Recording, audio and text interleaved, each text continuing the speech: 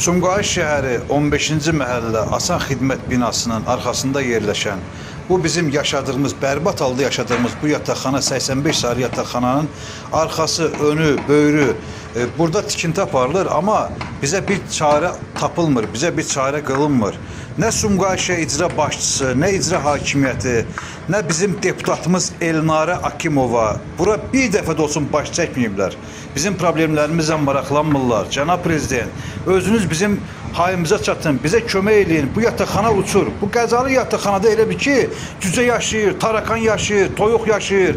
Elə bir insan yaşamır. Bu gün də 26 fevral Xocalı soyqırımı günüdür. Yəqin ki, bu binanı qırmaqla, bu binanı məhv eləməklə elə bizi qırmaq istəyirlər elə.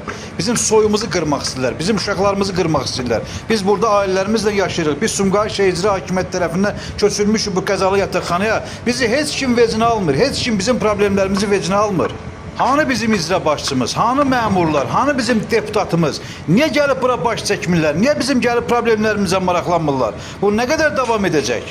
Yaşadığımız bu yataqxana uçmaq üzrədir. Tam bərbad vəziyyətdədir. Amma bizi heç kim vecinə almır. Cənab Prezident, bizim dadımıza çatın.